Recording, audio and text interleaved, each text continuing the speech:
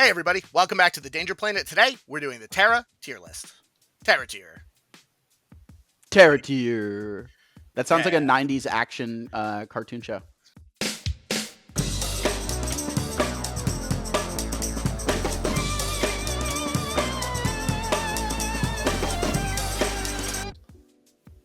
How much of Rocky Horror's intro do you think we can get away with? I think we should do the whole thing. Or just and cut to the entire intro show with the lips. It'll get and the video taken down, but I don't care. Immediately. Yeah. Wow. Welcome back to the Danger Planet. As previously mentioned, Terra is on the menu tonight. We're not going to eat her, though. That's weird. And we are joined by two esteemed Terra enthusiasts today. Shane, you've both been on the Danger Planet a couple times before. Shane, I think this is your tier list debut, though. His tier list debut. Yes, sir, it is. Wow. We got to put trumpets in and stuff, you know. Yes. Well, Shane, please say hello to the internet. Hello, Internet. Amazing. You may have seen Shane recently at Captain Con. You may not have too. Owen, welcome back. As always, say hello to the internet. Hello, Internet. How are you?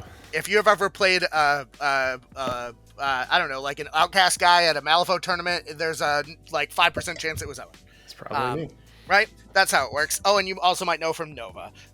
Speaking of which, and we'll talk about this later, the Nova Open is coming. There's a small number of people that each contain a fragment of the soul of the Nova Open.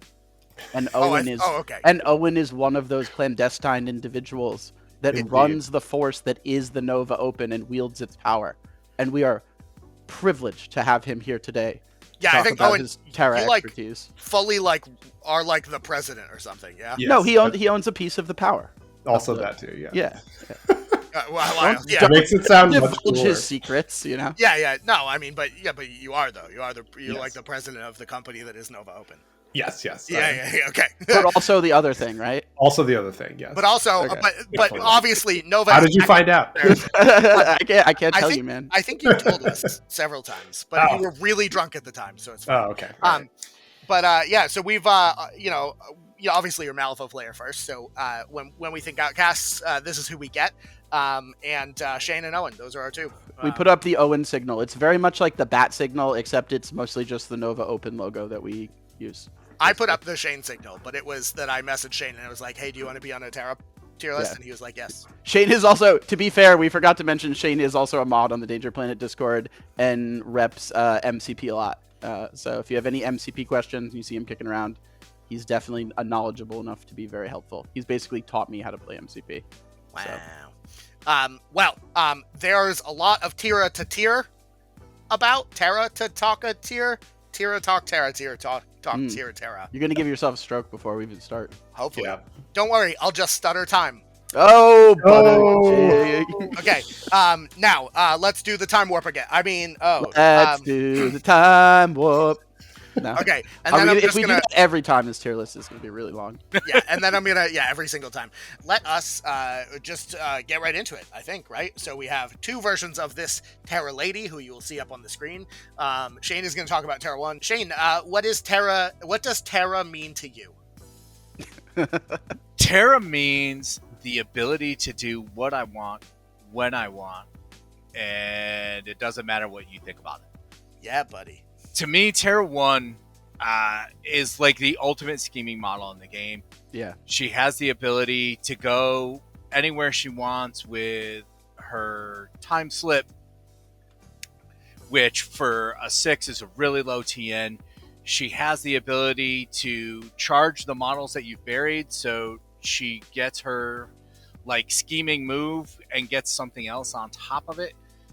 The second activation that she gets allows her to solo several different schemes and strats, which is kind of amazing. It's really unique in the game, and it's a lot of fun to put on the table and think about the mental gymnastics you have to go through every activation with Terra. And she's tons of raw value with you already talked about it, you hit on it obviously because you're a good Terra 1 player, which is why we have you here, shocker.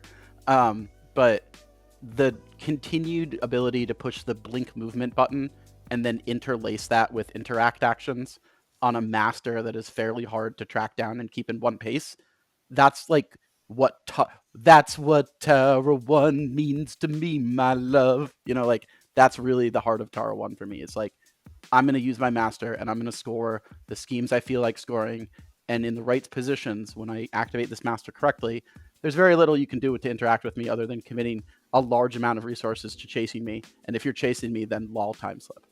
You know what I mean? I mean, maybe you feel differently, but it's kind of And her second activation, if you're saving it for later in the turn, and you've got that high tome in your hand that you've saved, she's got a really interesting gameplay loop where she can teleport with the time slip 7 inches, 6 plus her base size, get a fast action stutter time off to get the fast on somebody. If it hits, summon something into the void that after she's finished that second activation, your opponent is way out of models already.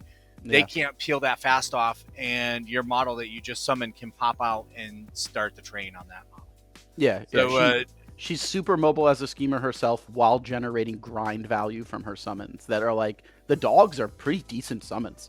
Like, you've really punished me before in games before. Like, do you remember that Shenlong game where you got that dog for value and then you used it to murder Shenlong after I recklessly switched to making Shenlong be able to punch through Talos is terrifying, and you were like, bet you don't have butterfly jump anymore, it's dog time, baby. And like, you literally killed Shenlong on the top of turn 3 with it, or it helped a lot because you had no hand and then you're just pitching on its attacks for its pluses, you know. And she just makes those. They're like pretty good summons. Yeah, and once you've voided your hand, the Void Hunter and Herbert can just put value out there, man, because they're getting the plus flip when you don't have a hand. So it's rewarding you for using all of your resources correctly.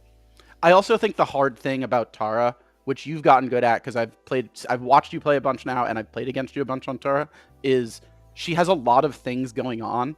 And as the Tara pilot, it's kind of on you to understand, okay, I've got, this much net AP activation out of Tara herself, and I can probably put like a speed bump summon out there in a dog, or I can try to rip multiple little shitters for XYZ reason.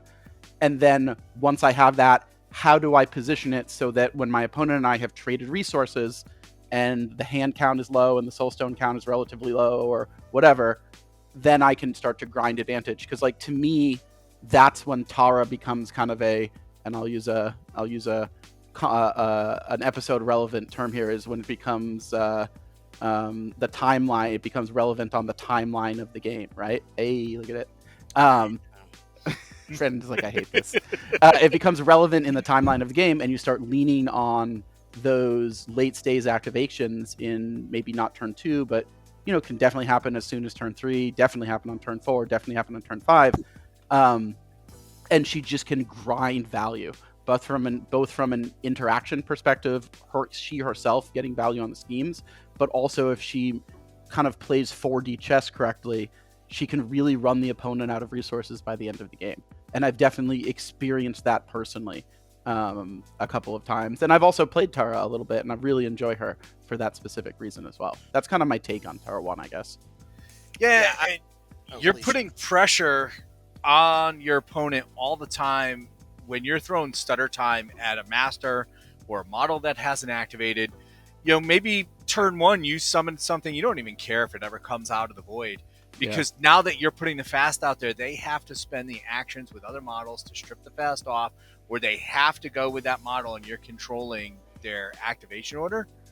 So it's really, really interesting, the conundrums you can put your opponent in, but also that stutter time,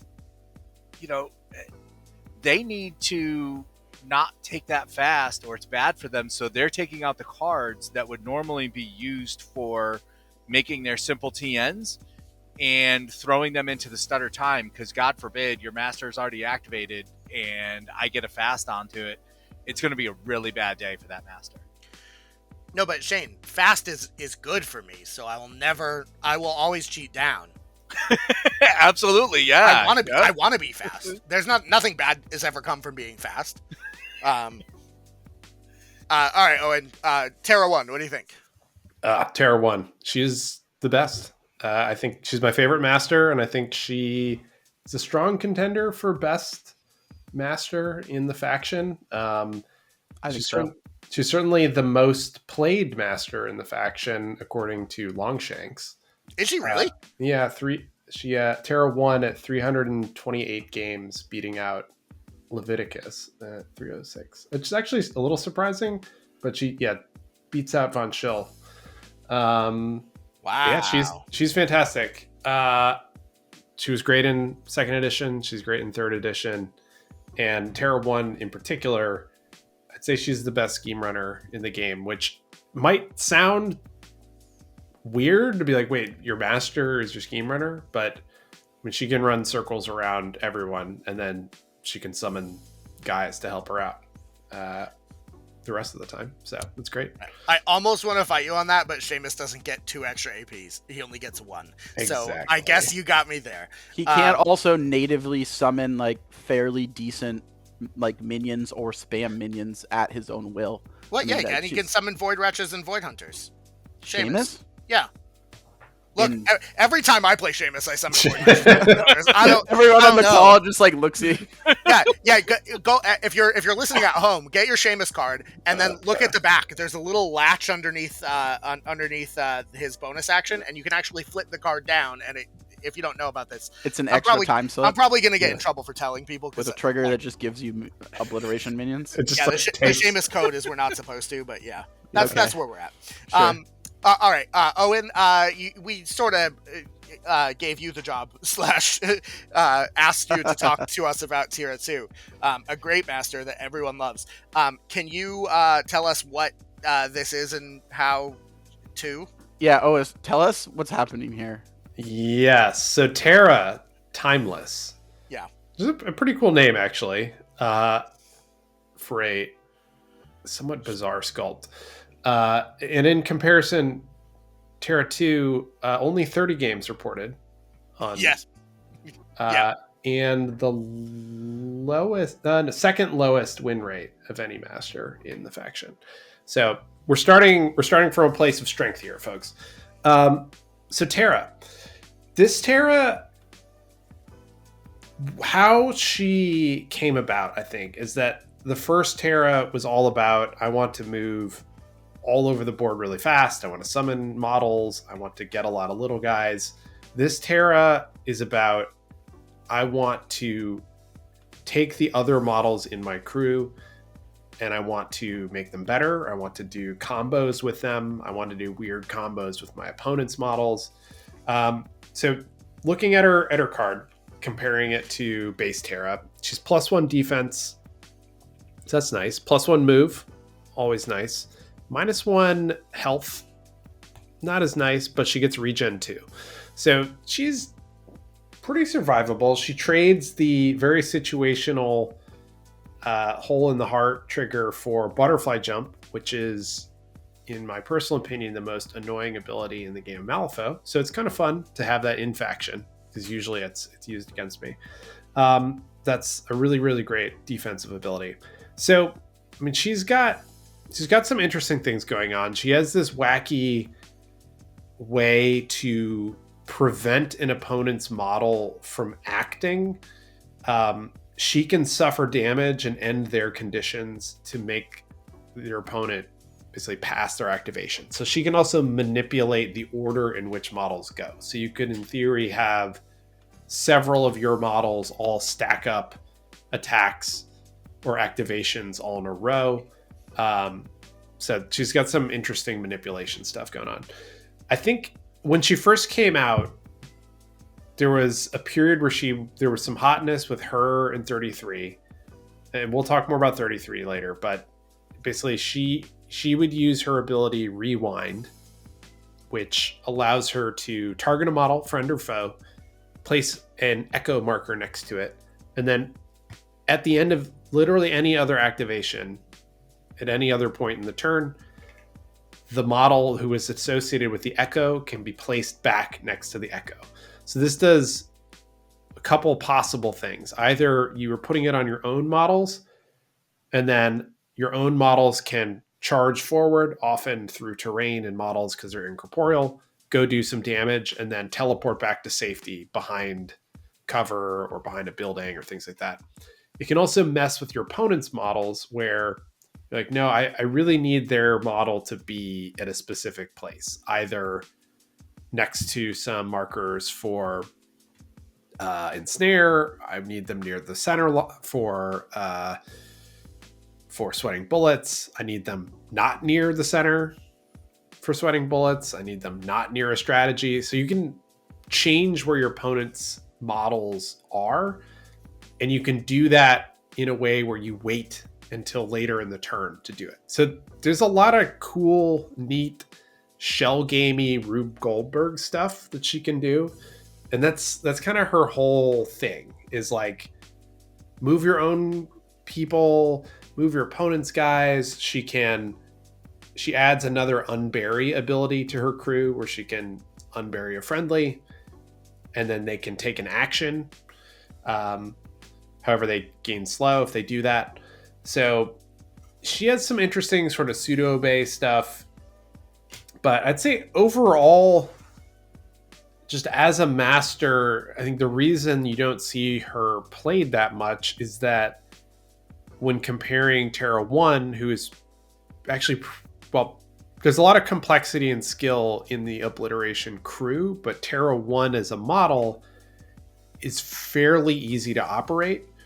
She can move and teleport across the board. She can summon, and that's mainly what she does. Whereas Terra 2, if you want to get things out of her, you need to set up a lot of complex interactions of placement and certain models being in the right place at the right time.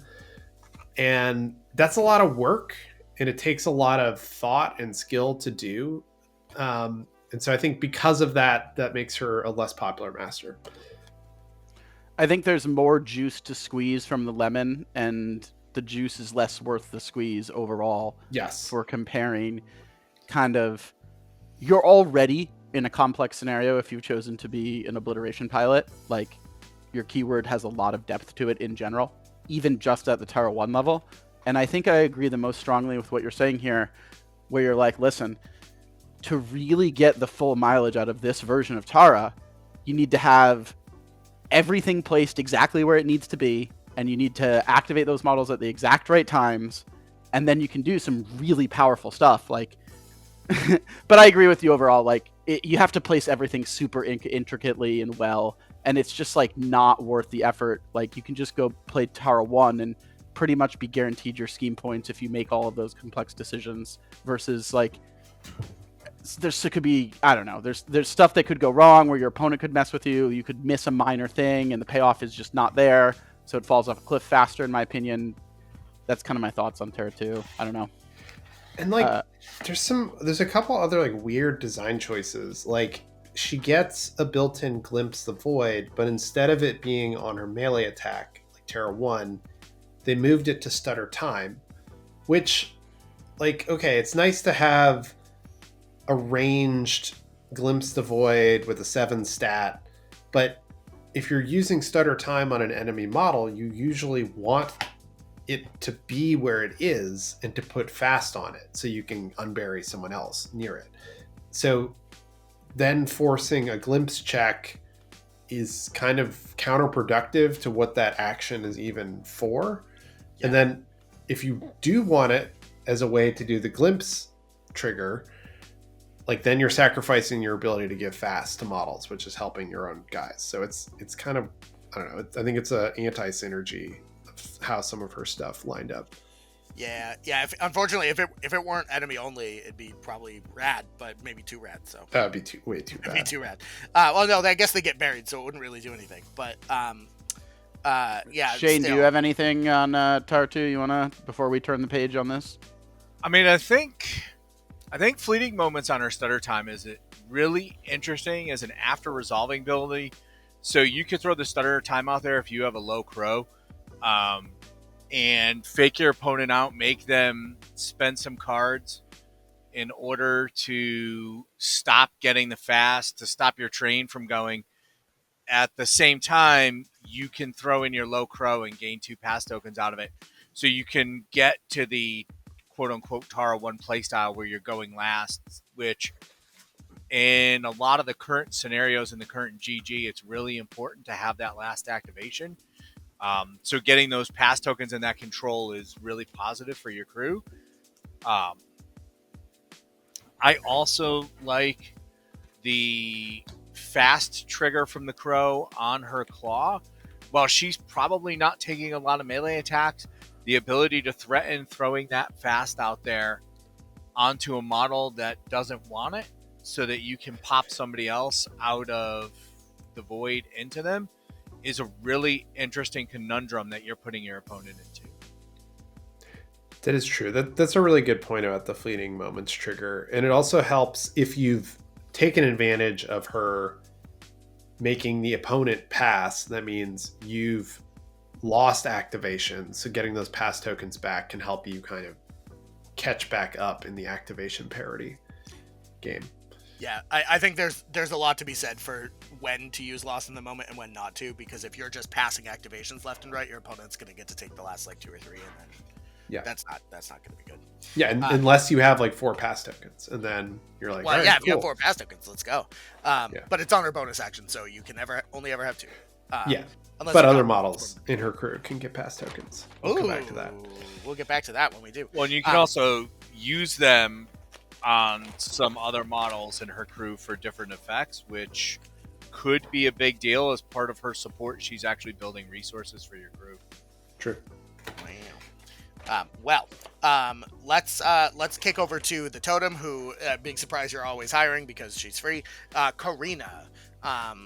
Shane, what do you think about Karina? I think most games she sits in the back of the board. She's good for pulling some people out of the bury mechanic with the healing ability. Her time warp, Q Brandon. Let's do okay. Time warp again. All right, there we go. We did it. Yeah. We did it. It's just a jump to the left. Yeah, her time warp ability is maybe the most interesting thing to me on her card.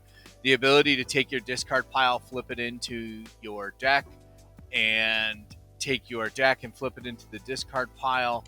If you are doing proper discard pile management, and I will throw a picture up in Discord of what I believe that is, and you take a quick snapshot with your phone, make sure that you talk to your opponent beforehand, before the game, and make sure they're okay with taking the picture with your phone, and you can share that information with them at all times since it's open information. That's my little tip. Helps speed the game along so that the game doesn't take too long. Oh, you mean so you just know the order of the deck after correct. it? Yeah. That's the whole premise. Yeah.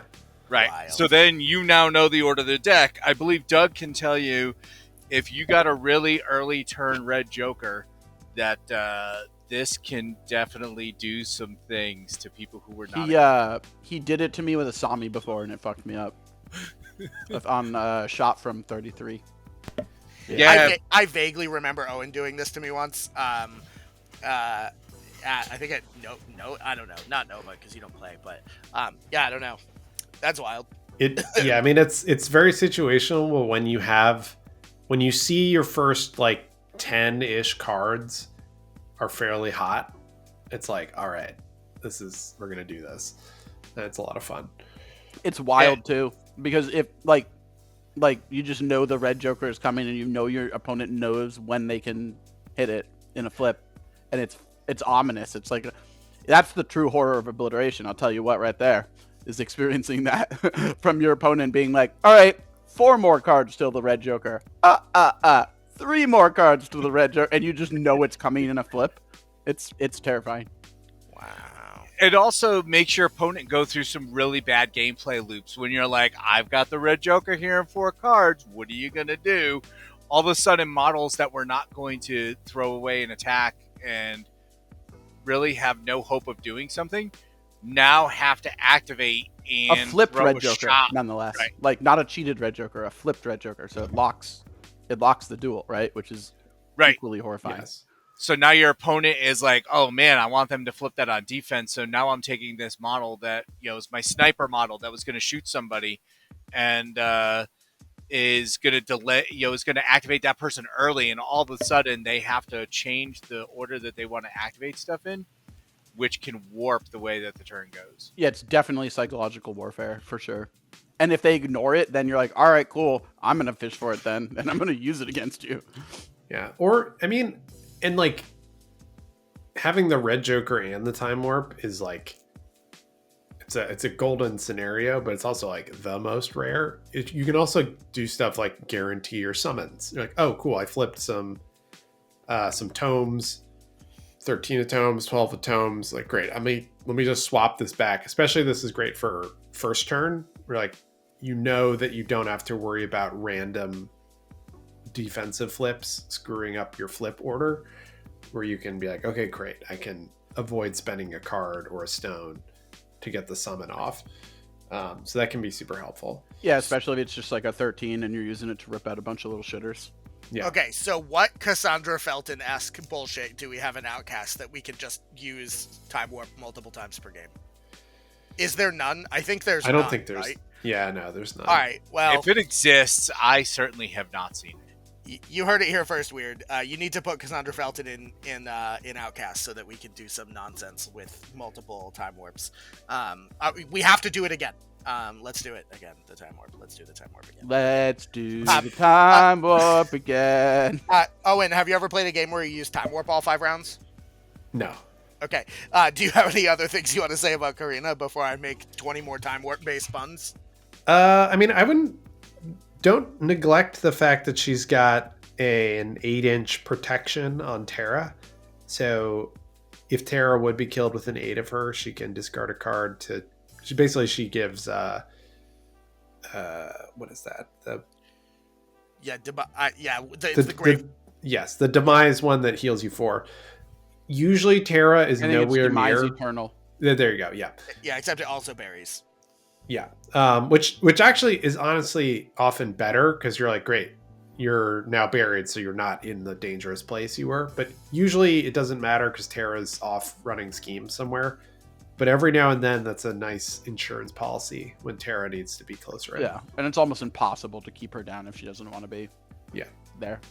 I have found that is mostly relevant when it's a stand in a spot scenario and not one of the voting or stealing cloak and dagger tokens and stuff like that. Yes. Yeah, it also sounds a lot more feasible on Terra too, right? Because she's not on at every corner of the board simultaneously. Let's. Doug, do you have anything you want to say about Karina, or shall we scoot on down to the hench places? Hench people. I mean, I think they mostly covered it. Like, most of the time for me, she hangs in the back. I look for cheeky opportunities to do the time warp, and I use channeled healing. That's like most of how I use her, because I find otherwise she can die real fast, because she's kind of squishy. Wow. So. Let's hop over then to the model with the most timekeeping apparatuses on any model in Malifaux. He's got a clock, he's got an hourglass, he's got a pocket watch. Aionus. What a lad. Owen, do you want to walk us through Aionus and how you play with this boyo?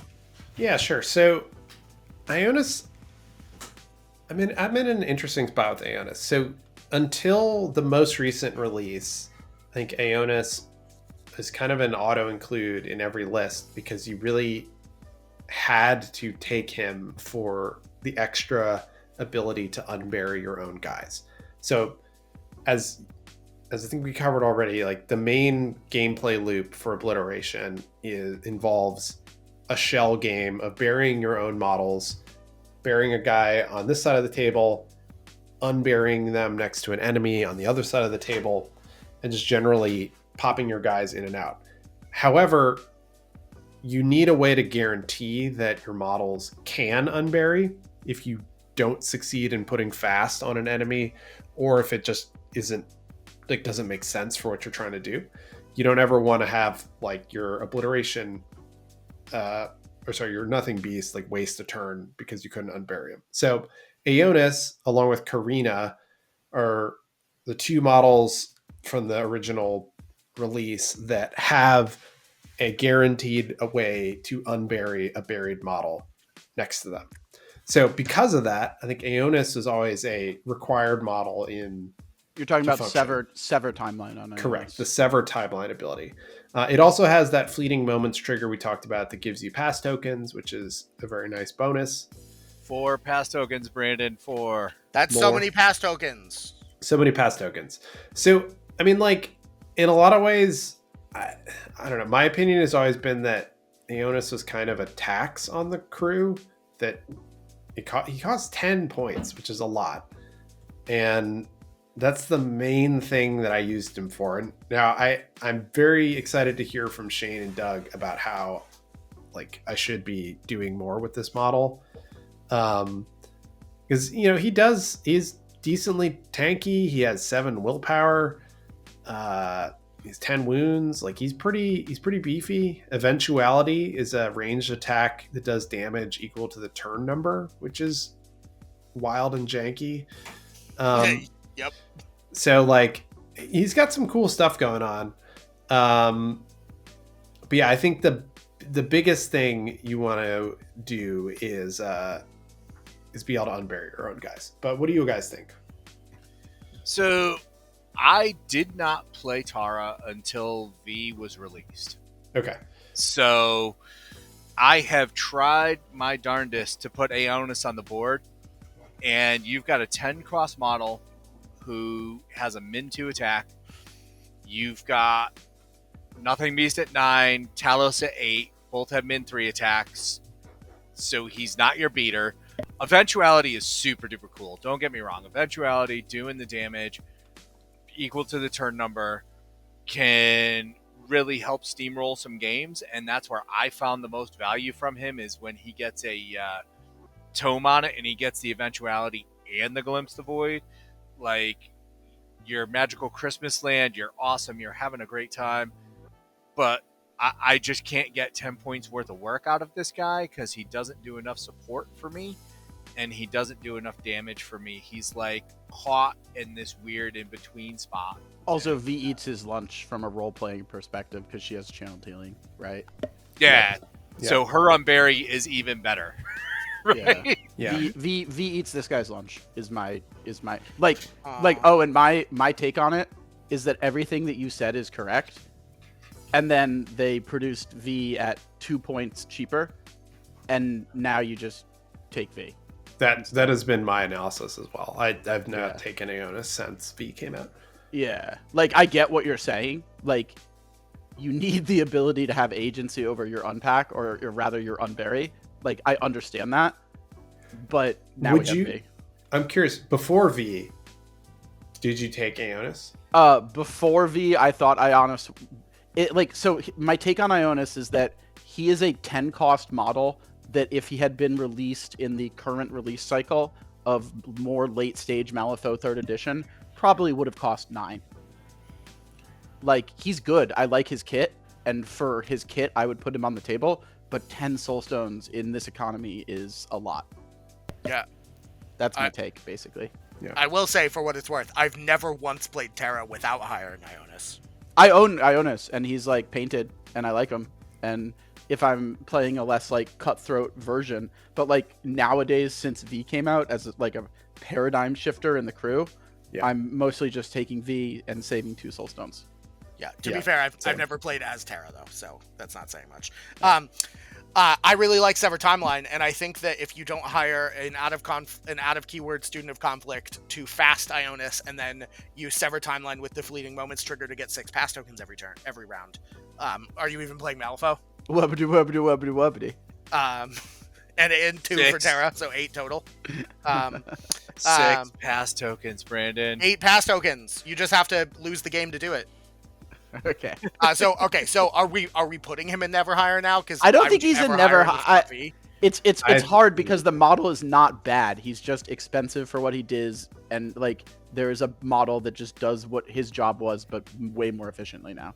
I mean, I would put him in Never Hire now. I feel like he has to go in Never Hire. Shane? I can't believe I will never Aionus dirty hire like him, this. but I believe I can't the fucking believe this right now. community thinks differently. A lot of people tell me that he is something that they take all the time. Yeah, I don't think that's future correct. Brandon cut what I'm about to say. That if we were playing 60 stones, sure, You can make them into ducks, though. Yeah, that's true. No, that's why I said future Brandon cut this. I'm going to leave in the thing future Brandon cut what I'm about to say and then cut what I actually said. All right. Narrator's voice. Going- Future Brandon did nothing.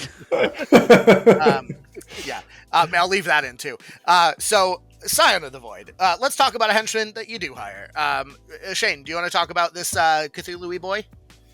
I am probably the wrong guy to talk about this boy. So, like, Owen, do you want to talk about this Cthulhu boy? So, Future Brandon cut that too. No, future Brandon, keep this shit in. no, you definitely keep that in. Yeah. All right, so Sorry to cut you off, Shane. I just felt like it. no, my I don't know this guy. Okay, sounds good. Moving on. so my main problem with the Scion of the Void, he does a lot of great stuff, right? Like this dude buries, and he's gonna stay buried for pretty much the whole game. You are gonna have Karina throw some healing at him every once in a while, so that he doesn't just absolutely blow himself up with his own abilities. or V, throw some healing. Right, or V or somebody, right? He's gonna get healed while he's down there. He is going to act through your little shitters, and he is going to be dropping some tokens all over the board, kind of wherever you want them. That's great. Your summons need to A, be on the board, and B, live. There have been several games where I have played this guy and not gotten a high tome in my hand, or not gotten a high card at all in my hand. So then what do? This guy does nothing. I hire some little guys, and they're probably not worth hiring for me at 4 points anyway, but then they just get blasted off the table. 4 hit points with incorporeal is fine, but it's getting one rounded by most other minions. So I just think he is too risky for me. When I look at a risk management perspective, Yeah. this guy has some really high upsides where when he's cooking, man, he's going to drop tokens all over the board. He's going to interact with every objective. He's going to steal your cloak and dagger tokens and not give you a way to get them back. And the downside is he does absolutely nothing, and you spent 6 points that's not doing anything for the rest of the game. Yeah, so you're saying he's too risky for the bisky. For me. Owen, do you find yourself riskying for this biskying? Yeah, Owen, how's your biscuit? Very flaky. Very buttery and flaky. Excellent. So laminated, like butter laminated layer separation? Is that what we're talking about? Yeah. No, that's the best way. That sounds great. Yeah. So I very rarely take the Scion of the Void. I think from our tier maker sense here, I would put him in a some matchups, because there are definitely some cool ways that you can do stuff like Vendetta pretty safely. You can vote through your models. Like, you can do some silly shenanigan type stuff. And he's only 6 points. So, like, a henchman for 6 points is... In this economy? Is a pretty good deal. How can you afford to not Let's hire? do the time warp. Sorry. My bad. But with that said, I can't recall the last time I hired this model. So, All right. Yeah, no, fair. Well, we can drop him in some matchups, unless Doug wants to talk us out of it. I've always thought this guy was really cool and neat and had a lot of like cool play loops that he could do, but I think that like my core takeaway from a lot of this type of like just on the fringe of models that would have been useful, I'm mostly just hiring Herbert and V a lot of the time now. And like it kind of eats up the points that I would have otherwise probably spent on this guy. Like I probably hire Herbert instead of this guy the majority of the time is kind of what it comes down to for me probably nowadays. Weird. That seems fair. We'll throw him in sometimes for now, also just because it looks very aesthetically pleasing. But speaking of Herbert and V, let's talk about Herbert and V. I love these models. Like I will set up a garden chair on a hill and bat mosquitoes off. That is the level of die on this hill that I'm willing to have, but still pretty strong, like yeah. No, I mean, I get it. Yeah. But let's talk Herbert first, just because he's first alphabetically. And to speak, damn, he doesn't have that ability, but wouldn't it have been great if he did? Owen, what do you think about Herbie? Are you ever hiring Herbie? I like hard stuff Herbert a lot. I need to get more games in with him. Where V, I think is. We keep wanting to talk about V because V is the shit. Yeah. But as soon as we put Herbert in wherever he's gonna go, like some matchups or whatever, I'll put V in. For me, I think he's some matchups. I think he's a pretty good scheme runner. With his ability, his bonus onward to take a walk. He's move 6 anyway. Like he's zipping around the board doing stuff. I haven't really done a lot with his other actions, and that's probably just because I haven't had literally enough what you table described time. is what I use him for. Yeah, just like he zooms around, like he's sort of the backup schemer. To your Terra 1. Yeah, he supplements Terra 1, and he's really fucking annoying to deal with because he has armor and hard to wound. Yeah. And he has some other incidentally good stuff, but literally what you just said is what I use him for. Yeah. So, I mean, I think whether or not he has a place in your crew is going to depend on the game plan you're trying to do and whether or how you want to be playing. Basically. Yeah, like do you need two models dedicated to running around taking interacts, or one if you're hiring Terra 2. Yeah, or yes. We all laugh and look at each other, having only played like 3 games of Terra 2 collectively. And Owen played all 3 of them. And Owen played all 3 of them. Or Shane played all 3 of them. I don't know. I did play some. But... Shane, do you like Herbert hard stop? Hard stop. Love this dude. Nice. Hard to wound armor 1. It makes him feel... He has Vile Reclamation. Right. He's basically Von Schuck's totem. Come on. Right. Like, it makes him feel so hard to put down. The ability to bury himself with the Time Storm. And the ability to unbury himself anywhere touching your deployment zone at the beginning of his next activation is huge. He could also unbury on V in this crew. Nobody else in the crew he can unbury on. I just really like him. He's also got if you've got no cards in your hand, you get positives to his duels, because why not? You know, burst of speed lets him get out of melee if you've got a high mask in your hand and you still, you can't tie this guy up.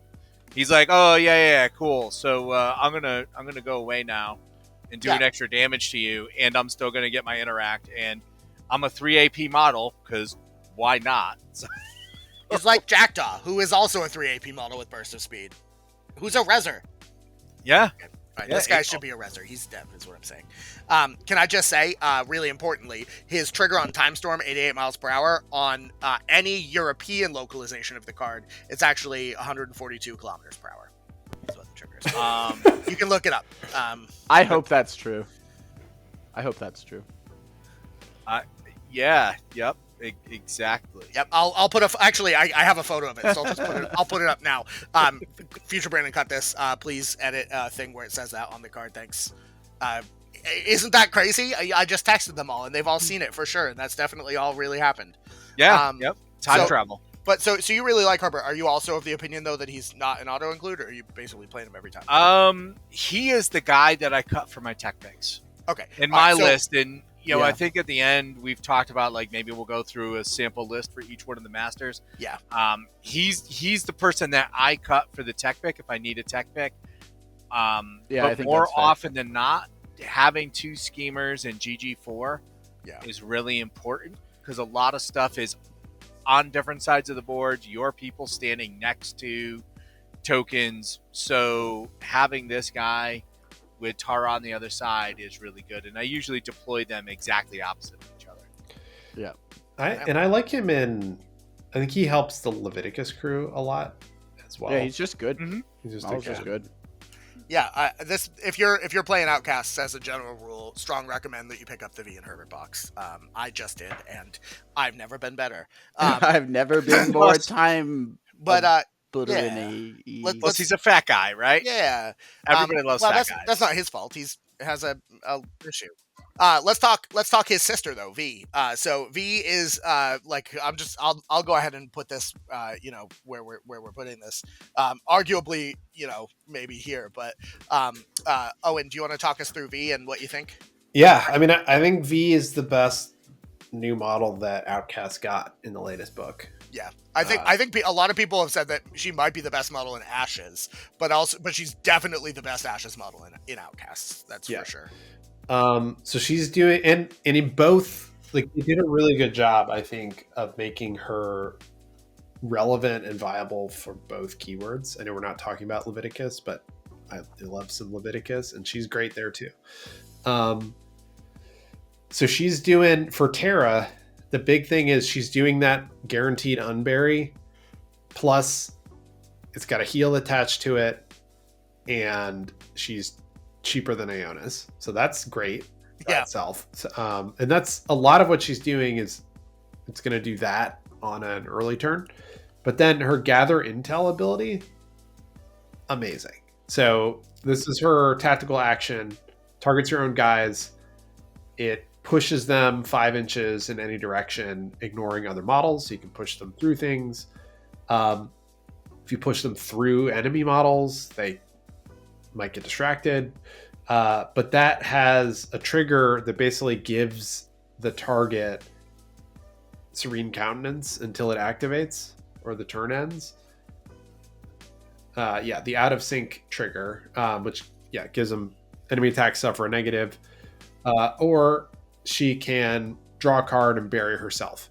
She has the ability to unbury next to friendly Obliteration or amalgam models. So she doesn't need to go by fast, although she can also do that. But she can pop out the board in other ways. So like that ability to push your own guys up the board, protect your guys while they do it, unbury them, fantastic. And then the icing on the cake is her jury rig bonus action, which is discard a card, choose another card in your discard pile with equal +1 or -1 value and pick it up. So this is a way that she can help guarantee you to get the suits that you need for your other abilities, for her own abilities, for your summoning. Like she's a great model, and this combos well with 33 and his ability to get cards back. She helps you just have a more consistent turn through getting the right suits. So I will say, Owen, the back in a flash ability on the amalgam only, is amalgam only. So if she wants to unbury against not Herbert, unless you hired a scavenger. Yes. And also 33 is a lady. I don't know if you knew that, but she is a lady. Yeah. 33. Did I misgender her? Well, look, it's fine. Owen. Owen. Geez, no, it's not. It's just she doesn't have a face. So it's kind of hard. She doesn't have a face, or like any human features, and is a flaming skeleton. Yeah, literally. and also a ghost. So look, and also a ghost. I think if there's a case where how fucking dare you, Owen? Yeah, gosh, couldn't you see through her corporeal, non-corporeal? Yeah, okay. To be fair, she actually might have a face. It could just be on fire. I don't know. Shane, what do you think of Avi? Are you Ving frequently? Do you V? Oh, absolutely. She is 100% top of auto include. She's maybe my favorite model in the crew. Other than just like the back in the flash coming back to stop people's power ritual and stuff inside of my deployment zones. Lol. Her jerry rig, doing a gather intel, then jerry rigging to get myself a tome, and then dropping that tome that I just cycled through to gather intel on somebody else, bury her, and draw a card so she can't be attacked, and you get a card out of it in a crew that's got no other card draw, is really, really good. Yeah.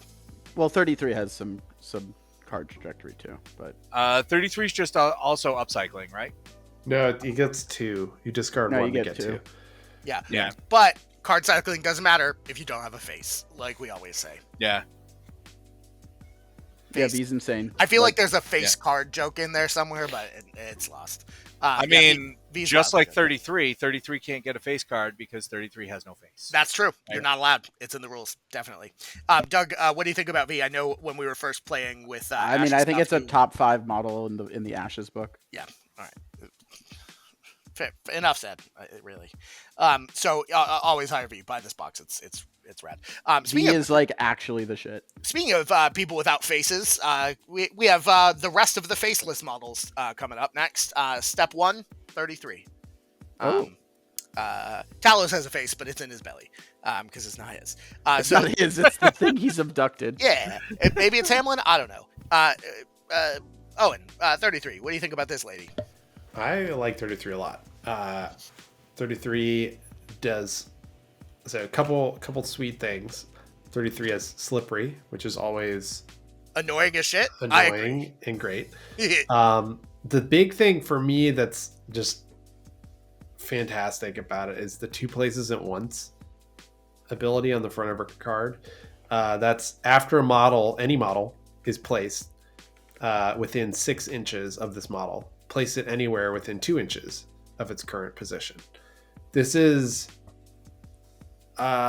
it's super good, and it's also like subtly really good at screwing with your opponents because it can mess up flight, it can mess up their ride with me, it can mess up all kinds of crazy abilities, and it also lets you do stuff like teleport farther or unbury your models much farther forward, or like do all kinds of stuff that really accelerates the movement of your crew.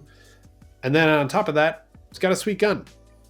It's a 6 stat gun, 235. It can shoot buried people. It has hole in the world, so if you have a tome, you can potentially move your enemies around.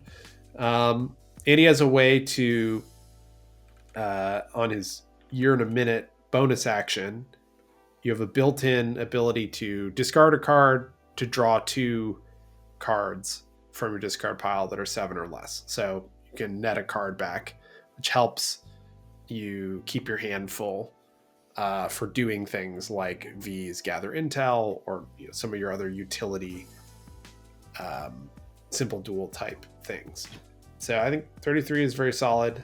I never did the whole kidnap thing. So there used to be a thing with Terra 2 where he had Pine Box. Yeah, when it first came out, instead of the current melee attack, it was the Pine Box ability that the Death Marshals have. And you could send V through terrain.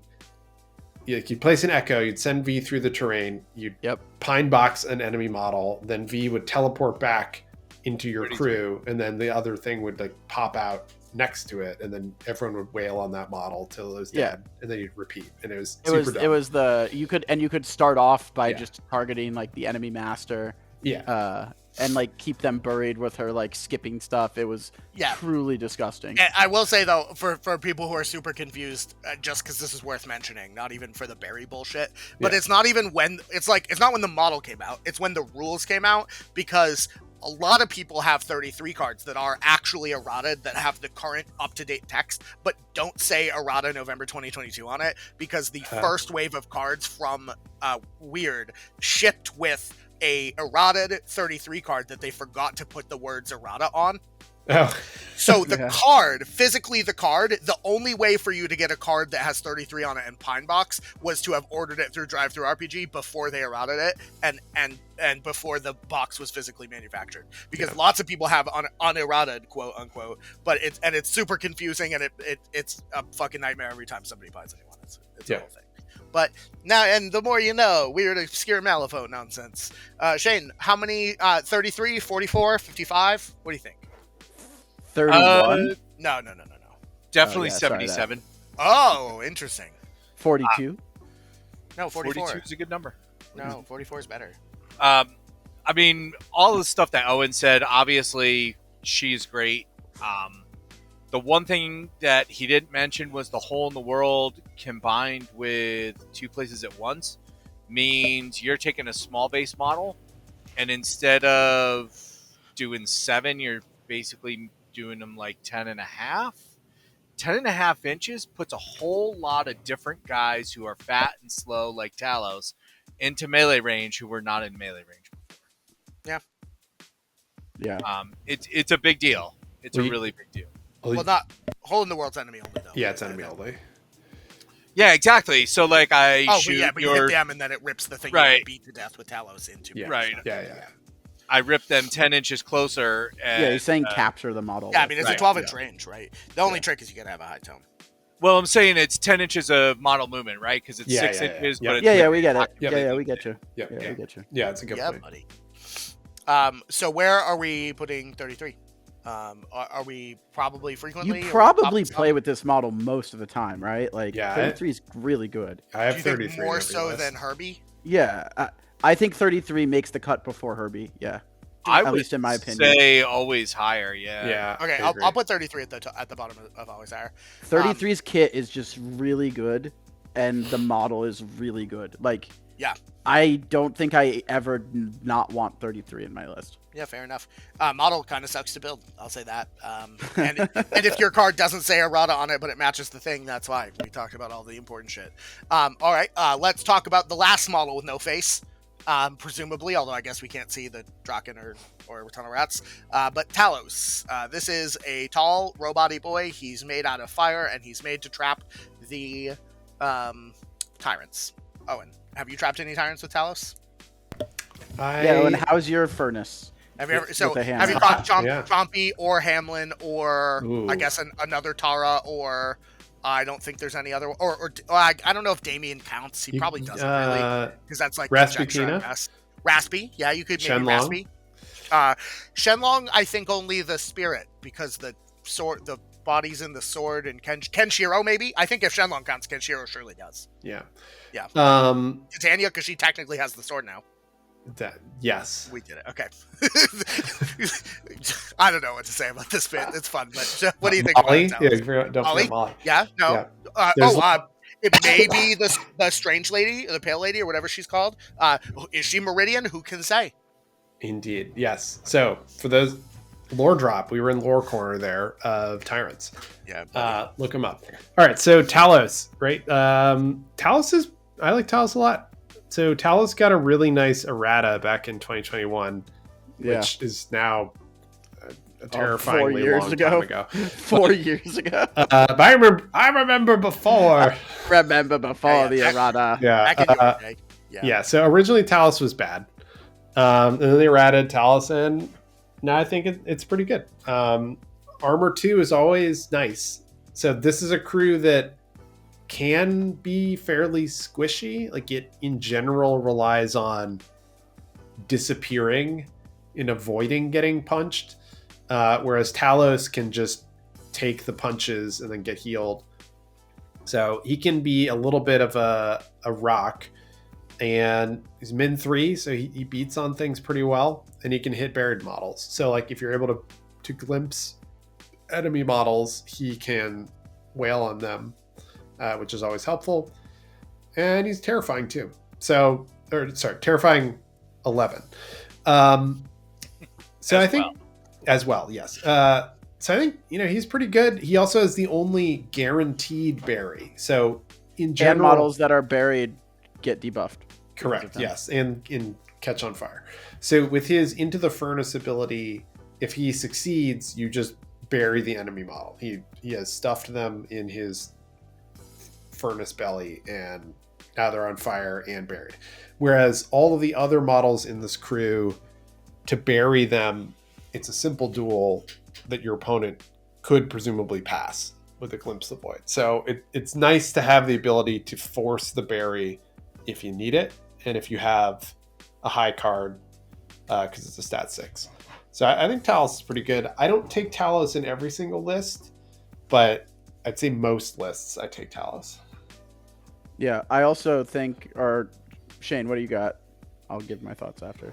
Yeah, I mean, I think he's interesting, but you need, if you're making melee attacks with him, you need the high tome in your hand. He wants to get the Void Maw trigger on his melee attack to get the free into the furnace with the plus on it, to give your opponent the extra -1, even if they're already buried, to their stats, right? It's interesting to note something that Doug taught me a long time ago, that the Flames of the Void, the second half, where your opponent gets stat reduction for their burning is during all turns, not just during his turn.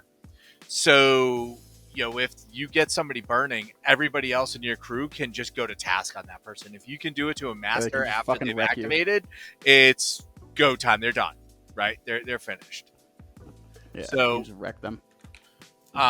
He is definitely all aggro. He's all gas, no breaks. Other than the fact that he's move 5, so he's all gas in a pickup truck instead of all gas in like an EV or something. Yeah, which wouldn't really do much. Yeah, It does kind of make me sad that he. Oh, never mind. I was going to say he doesn't natively have the ability to target buried models, but his melee attack just His does hammer that. does. Oh, His yeah, hammer yes, sure yeah. does. Yeah, but you can't. You mean I can't into the furnace a buried model? What the shit? If His they're double void hammer buried, sure does. no. If they're double buried, then they stay buried, but they go up to the first layer of buried. Is double berry a breakfast sandwich or a breakfast cereal flavor? Yeah. The double berry obliteration. Yeah. Or like if you pine box the same model, but then pine box its model, then it's double buried, Got it. and it unburies into the first pine box. That's how it works, right? I'm not sure that that's true, but Oh, well, shit. So Uh, he's definitely the guy you want to activate either to bury somebody that you've kidnapped with 33 or somebody else, or to get your train rolling. Yeah. Because even if he just activates and he doesn't get the into the furnace, he gets that burning on them. It starts that -1 to their stats, which is a big deal. yeah, and also my big takeaway on this guy is that he was one of the biggest recipients of, with open and loving arms, seeing V added to his crew. Oh yeah. Because you don't generally want to be taking walk actions with this guy. You generally want to be hitting things with the hammer and taking the into the furnace action as much as possible. And V basically gives him a bunch of extra movement, and then she also gives him residual healing into an armor 2 damage soak model in the same exact model. And potentially has Serene Countenance. And potentially the out of sync trigger, which is just so ridiculously good to put on this guy. So like imagine an activation where you've got Talos at full health and you push him 5 inches up the table. You make him like it's on wedge or something where it's like wedge go stand near a thing as a strategy, right? Wedge guard the stash. Yeah, buddy. Sure, whatever. Yeah, whatever go stand near a thing strategy you want to play or you're playing. And it's like push the guy up 5 inches, out of sync him, camp him there, and be like, if you come near me, I'm gonna cronk you, because he's got, he can, with the void hammer charge, that's 6 inches net threat range plus the 5. Yeah, and into the furnace being a melee means you can charge into it, which is somebody might have already said, but it's crazy. Yeah, it's really good. Yeah. I think this guy is one of the happiest people to see V included. V is already insane, like we already talked about how good she is, but it makes a model like Talos, who had some real specific deficiencies, i.e. having to use his own AP to move around. It takes that away, and now he can just focus on being a beater that uses his AP to void hammer people. Who does that? Who uses their own legs to move these days? Yeah, who does that these days? Come on.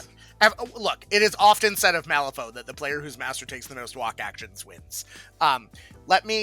That's my thing that I keep saying, and it's one of these days somebody else is going to say it, and I'm going to be like, gotcha, and then win. Talos is, where are we putting Talos? Are we hiring him more frequently than Herbert, or are we going to put him in auto-include? I'm not sure he's an auto-include, but he's really good, especially with V, because I always take V. Yeah. I don't know. I hire him a lot. I would put him. I'd put him in auto for Terra 2, for sure. Yeah, for sure. Sure. Yeah. I usually take Talos. I usually take Talos too. So I think he's auto both, honestly. Shane, do you take him more often than Herbert? Yeah, I think if I need to cut a beater, he's the one who stays, and Nothing Beast goes if I need to cut a beater. Oh, interesting. Interesting. I forgot Nothing Beast was even a beast that was nothing. It's like it was intended. Yeah, nothing there. Move along. You don't see anything here. So should we not talk about the next model then? No, there's nothing there. Yeah, All there's right. nothing there. Yeah, fair enough. All right, let's jump over to the minions and talk Void Hunter. It'd be funny if we just didn't talk about the Nothing Beast. I think that would be very funny. Or you know what we could do? We could paywall the content and only talk, and I'll only. No, we're not doing that. This is not For the EA video Patreon. games. We're not doing that. No, we're not doing loot boxes. It's different, Doug. It's different. We should do loot boxes. We Actually, should not do. You mean where somebody's like, "Can I have a loot box?" and then we mail them a box of loot? yeah. Because I'll do that. That sounds good. I got some loot I've been meaning to get rid of. It definitely isn't the Okay. proceeds. Nothing Beast. No, it is the proceeds of crime though. Nothing Beast. Owen, tell us. What? Do you have the nightmare one? That's like 50%. I longer for do. no reason? Yes, I have that, but it's my only one. But it's the smoke one. I also have the smoke one. That model is too big. It's so big. It is too big. I have to use a proxy base a lot I of the time. won't use a proxy base. It's But my it only is- Nothing Beast, and you can't make me.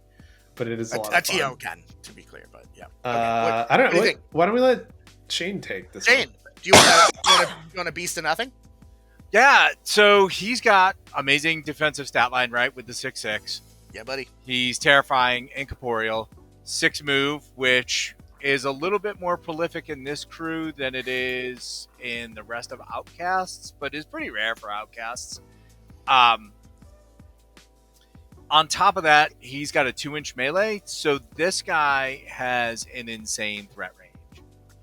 You're looking at 8 inches or 14 inches if you want to double walk with incorporeal to get that Glimpse the Void, Obliterate out there for a min 3, and you might be buried. And his movement's incorporeal, so he walks through terrain, he walks through woods, anything. He doesn't give a shit. Yeah, he charges through Often dudes. very relevant. Doesn't care. He does not care. So he can be a great beater. His main problem to me is his 8 hit points and the incorporeal sounds great. This dude for 9 points just folds when another beater gets into him for whatever reason. I don't know. The math shouldn't work out that Talos is that much more survivable than he is, but Talos ends up being so much more survivable than he is, in my experience. So that's why I said before, when I cut one, I cut him instead of Talos.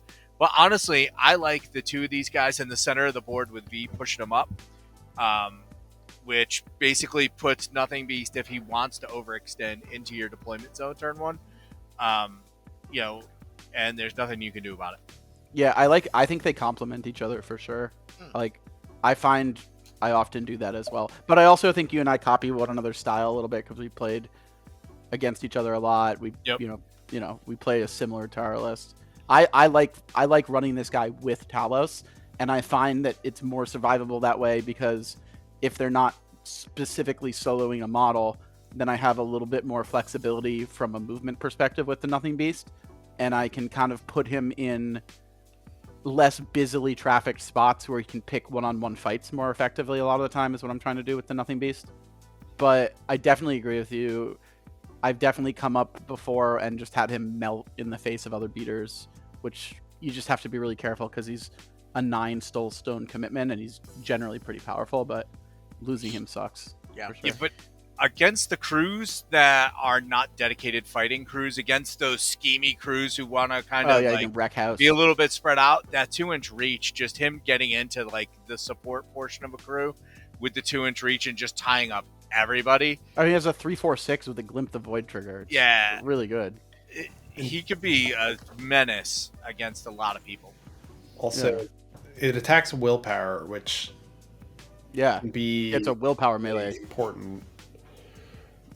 Yeah, what do you think, Mr. Owen? So I like the Nothing Beast a lot. I agree with the assessment that it is fairly fragile, more fragile than you'd think, despite it being terrifying. Well, I guess, I don't know. It depends a lot on what your opponent has. If your opponent's crew is low willpower, it is both even better because of its attack, but also it makes the terrifying a lot harder. Yeah. But against crews that have high willpower, it's a lot tougher. I think the play with the Nothing Beast that I always try to do, that I think I learned it from Cody. Early in Malifaux 3rd, was like the Void Wretch Swaparoo. So basically, you bury the Nothing Beast before it activates. You send a Void Wretch or summon a Void Wretch. Have 2 summon Void Wretches. One comes out in base with an enemy model and then gives it fast. Nothing Beast pops in. It kills the model, or if it doesn't kill the model, it gives it fast and gives fast to a nearby model. Something like that. And then your other Void Wretch comes in and buries the Nothing Beast again. So like the idea being pop the Nothing Beast out, have it do a bunch of damage, hopefully kill something or else injure something a lot, and then immediately bury it again. And then tuck it back in. Yeah. So like it never gets exposed to the counterattack except for like one action worth of counterattack. And you can set that up with Void Wretch summons if you want to, if Yeah. you committed like a 13 early turn 1 or something. Correct. Yeah. That's Imagine- spicy. That's Imagine spicy. Getting the cards to summon models. Like, Shut up, Shane. Your luck's fine. This guy, your luck's fine. As a regular opponent of yours, I'm here to tell the internet that this man draws and flips fine cards. Don't listen to him. This is propaganda bullshit. No. Doug's just leeching your strength. Don't believe Ondor's lies. That's like a really fascinating take in terms of utilization, and one that I'm willing to actively give a go during a gameplay loop, because it doesn't really mean anything other than trying to get to a 13 and using that 13 to get the... You need a 13 for 3, right? It's 12 for 2. And then a red joker for 3, right? No, Or am I wrong? No. You can't hire more than 2. You can't, Or you can't get more than 2. You can't pull more than 2, and you have to have 4 each, so you need a 16, which isn't too Yeah, you need yeah. Okay. Unless For some reason, I unless thought you a cheated red the triple- joker. the triple That might be right? summer. That on a red joker, it gets you more 3. guys. Yeah, I think yeah, so. the break limit. Granted, it doesn't have to be off the summons. Like you could also, any of your other models can. Yeah, any very Yeah, you can just it's just it's more about popping them out, trying to do as much as damage with you can with an Obliteration. I mean, like, I'm down to try it, especially because I can summon the guys to do it, and I don't have to hang them out. To die. Or with V now, you could do a poor man's version where you leave him up at the beginning, and then V him in, and then have one in the wings to unbury him after he goes into.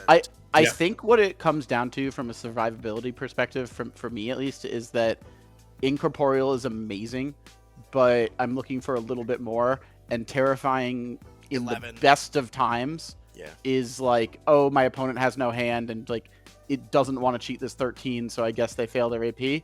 And in the worst of times, it's like, yeah, I like flipped a 7. All right, can we go to combat now?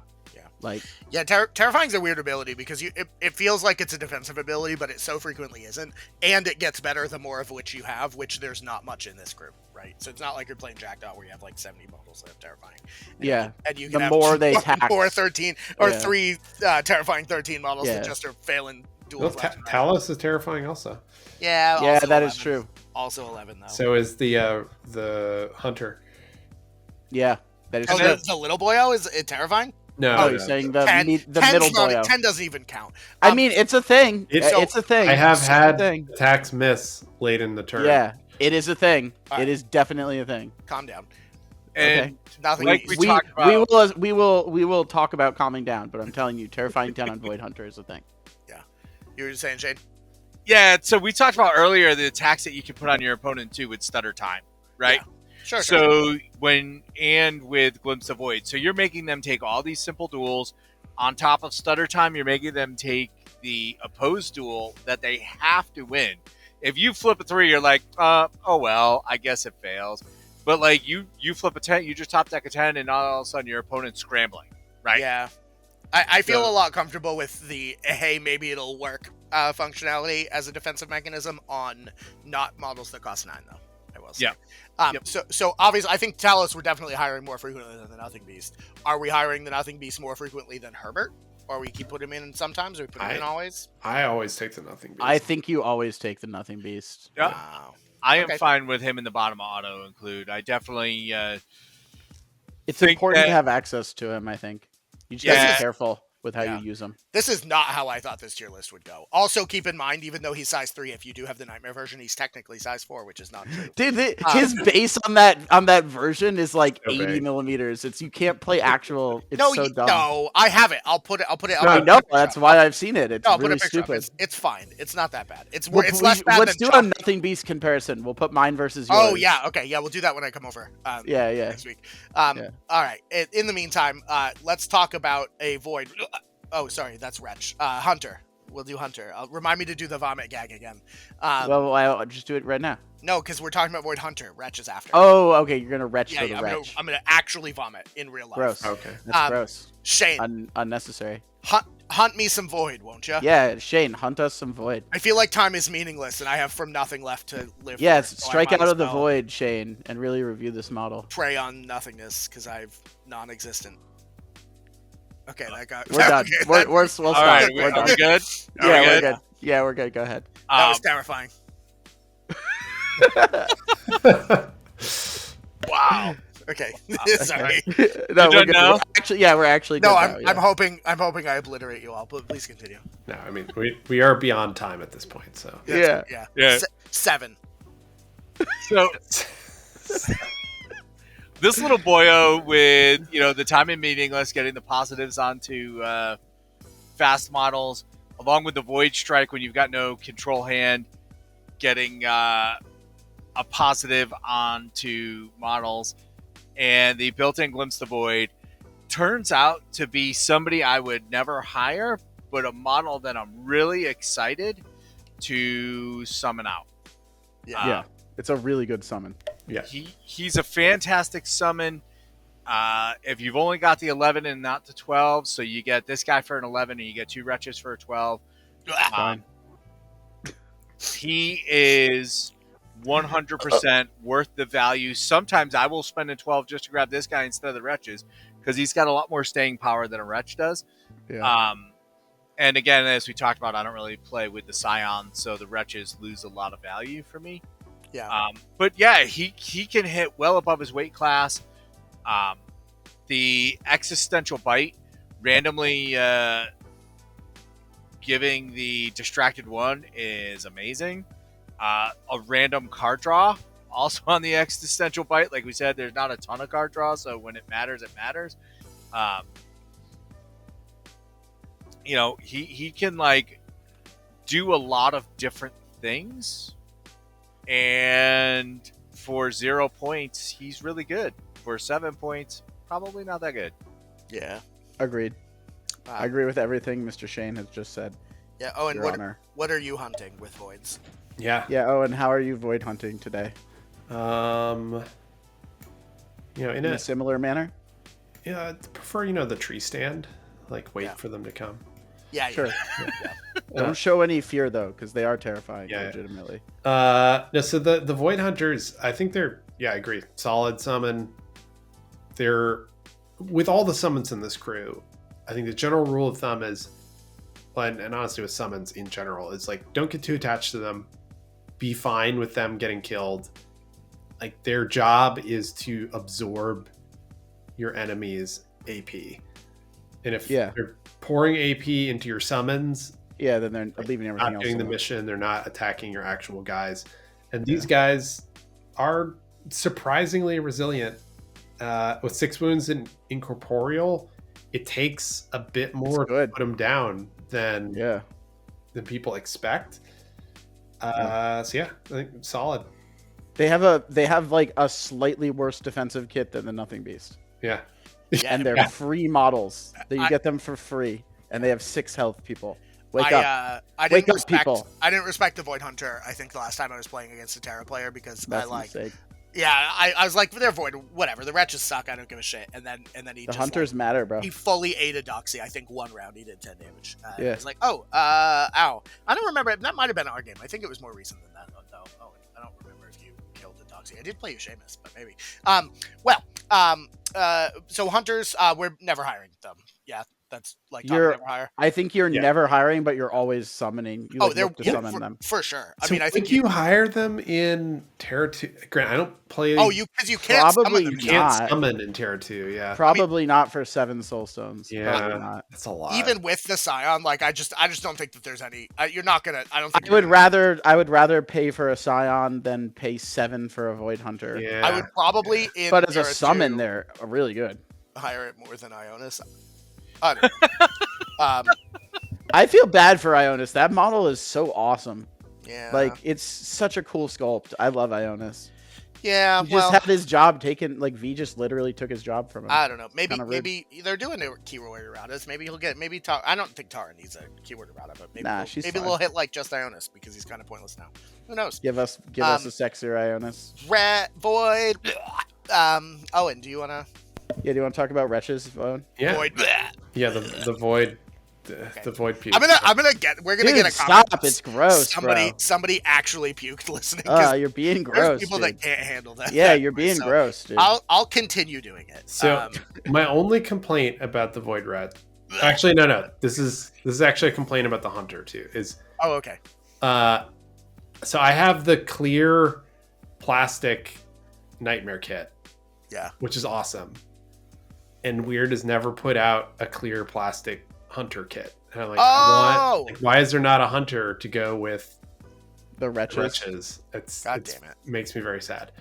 The other piece of that is related to that is that in second edition, you used to be able to take up to 6 of them. So I have 6 clear nightmare Wretches, but I can only take 3 of them. I like the Wretches. They're 4-point minions. Like, what do you expect? They're not going to do a ton, but they run around. They can do some scheme markers. They're incorporeal and they move 5. Yeah, they can disrupt your enemies. They can just be annoying. And I think for me, a lot of what they're going to try to do is stutter time on enemy models so you can bring out other more impactful models in base contact. So I think they're surprisingly sticky at good. 4 wounds incorporeal. That's Yeah. like, they don't die in like a single hit most of the time. Yeah. And they have the movement advantage that you get from incorporeal. Like, I would not mind pulling 2 of these boys out from Tara's war pole on turn 1. I feel like that's always a very solid move. Yeah, I end up summoning 2 to 3 of these per game. Yeah, they're really good little gophers. You're like, go in this direction and drop a scheme marker at some point, or like interact with this thing, or like tie this model down that's bigger than you for a little bit. They're like good. But again, from my perspective, they're summons. Like, I'm probably not spending 4 soulstones on this model. Yeah, agreed. Yeah. Fair enough. Shane, do you ever what you got, Shane? hire these? I assume not, yeah. I would say for me, sometimes higher. So if I'm taking the Scion, I start with one of these in case I can't get the summons off or I can't get the summons unburied in irrelevant places or whatever. Having one of these dudes roll around is really good. I would think Tar 2, not that I'm a Tar 2 player, that you would hire multiple of these guys almost every time you hire the Scion. So I would put them in sometimes higher. For me, they're kind of tied to whether or not the Scion exists in my list. Yeah, I think it makes sense to keep them in at the bottom of some matchups in Terra 2 for sure. But I don't think you're ever hiring them. Certainly They're more than great like summons though. certainly Like, they're in really Terra good. 1, I think you'd hire them certainly more than Aionus and the Boyo. But I think most of the time in my Tara 1 games, I'm looking to summon 2 of these on turn 1 to help me even do easier, scheme running. yeah, even in Tara 1, you think? I usually, in my games, I usually look to summon 2 of these turn 1 so that I can use them on turn 2. And then on turn 2, I usually probably pull out a hunter. Yeah. Oh, sorry, summon, not hire. I don't know. Oh, Owen, do you ever hire these in Terra 1? No. Okay, all right. I'll keep them at the top. Fair point, though. I think being able to interact with the strat is worth things for sure. But that brings us to We'll interact with the schemes most of the time. Yeah, they have to have summoned been on the ones you can board interact for with the scheme. But if you hire, they have them, to you have can been interact on with the. strat, so maybe you want to. No, I don't think so. I mean, look, man. Sometimes you have an awkward number of points and you want an in-keyword model. I don't know. That's why they're never in one. So that does it for all of the keyword models for Terra. Let's jump over and talk about some of the non-keyword models that we are occasionally hiring. And as a general rule going forward, we're trying to sort of slim down that keyword section. So we just got 3 this time. Hopefully that and not reading out the cards everything, you can see them, they're on the screen. Hopefully that's it. But get in the comments. If you like it better the old way, let us know. If you like it better this way, also, that'd be great. Nonetheless, let's talk about your friend and mine, the Tunnel Rats. They're the best, and you should automatically hire, every Outcast crew should hire 5 of these models, which is cheating because they're enforcers. Owen, do you ever hire Tunnel Rats in Tara? No. Have you ever played with Tunnel Rats yet? Yes. Do you own them? Yes. Are they painted? Yes. What is happening? I'm out of ideas. I can defend Tunnel Rats. The Tunnel Rats was my include. I just love this model. I don't leave home without him. Always consider it sometimes if the pool is specifically good for it, but I guess in Tara, its value does kind of go down. Yeah. If I'm being objective with myself. If we look at just the top row, we're currently at 33. I just love this model so much. No, this was one of the It's a fantastic model. It's pretty good. Yeah. It's probably number 2 for Ashes for Outcast. Yeah, behind V, you would say, right? Yeah. I agree. I agree with that. All right, fair enough. Shane, do you ever hire the Tunnel Rats? I would say the decision for me is out of keyword. They are 7 points. Herbert is 7 points. Yeah, Herbert's Tunnel Rats got at the 6 are good. They have the teleport. Are they performing the same job? Are they doing it better, worse? I mean, they do have stealth, right? Stealth is actually a really cool ability for a schemer. Yeah. I hire the heck out of them in Von Schill. I play these guys Windmill Swam every single game in Von Schill. I have not hired them in Tara yet, but I think as I start looking at some matchups, especially with the proliferation of Perdita and some other ranged crews, that their stealth may come in handy where Herbert, could get shot off. My thought here, and I guess my argument to keep them relevant in the conversation, is that they're a tech pick for ranged matchups where movement matters and you can hang them out to dry on an edge. And if you're against a primary ranged crew, then the stealth can really keep them alive while they score for you in weird ways. But I do think for 7 points in a direct comparison to Herbert, it gets really dicey because Herbert is in keyword and combos with V. Okay. Because V can pop up next to Herbert and push Herbert. Yeah. Okay. So I think in Terra 1, there's no question. I'm going to put them at top because I really like them. I'll put them below Void Wretch. But they're a good tech pick when stealth is turned on. Can I make a case for Terra 2? Because you don't have Terra 1 in Terra 2. I don't know if you knew this. That is true. I mean, I think that could be sometimes in either one of those crews, because the stealth can be relevant. Right? You have charmed me. I'm going to put her right at the bottom of sometimes matchups in Terra 2. And also, I think it's not super relevant in GG4, but if GG5, it looks like something where there's another marker schemes like Research Mission or whatever. This model just auto scores it by itself in the best possible, and it's the only model in the keyword that you, or not in the keyword, but and it can be annoying. Its kit is really good. Landmines is really good. And Landmines is insane. They're super good. Trench Gun's fine. Mining Tools is really good. Secret Passage is insane. Nihilism is super good situationally. There's all kinds of things that are really good. This model's really good. Yeah, buddy. All right. Let's talk then about the next out of keyword hire, which is one that I think we're probably going to get more agreement on hiring, the Prospector. Love me a Prospector. I know that you are a Prospector aficionado. I am. So talk to me. How often are you hiring Prospectors in Tara? Do you ever not hire Prospectors in Tara? And which of the 3 Prospector models do you prefer? Ooh. And why is it the bald man? Because he's obviously the best model. Oh, which is the one I have? I think the one I have is the one that's there. There's the lady. That's and the then- one I think that you have played me with before. Yeah. That's the only one I have painted, so that's the one I use. There's also the old man, and then there's the lady with that's about to savage someone with a shovel in his smoke. Yeah, she Yeah. just zombicided sorry, somebody in her- the head with a shovel. Her shovel is actually covered in blood. Yeah, it's covered in blood.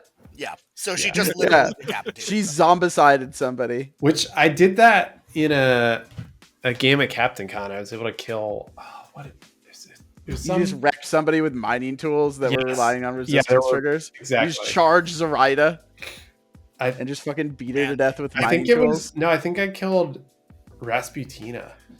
That's wild. Oh, because she couldn't stone to stop the.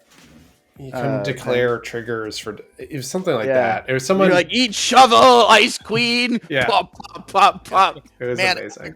Can I just say I'm a huge fan of out of keyword Yeah. hires in any Outcast keyword that have mining tools at stat 5 as their primary attack action. Yeah. I didn't even really kind of realize It's that tunnel that's rats. a good attack until we It's just started tunnel rats. talking about that. I'm talking about tunnel rats. I know, but prospectors do a lot of other neat things. They do. Yeah. Yeah. Well, so how do you use them, Owen? What Yes, do you- what do you- I include a prospector in most of the lists that I run, except for Tiri, which we're not talking about here. We're talking about Terra. very different. Yes, very different.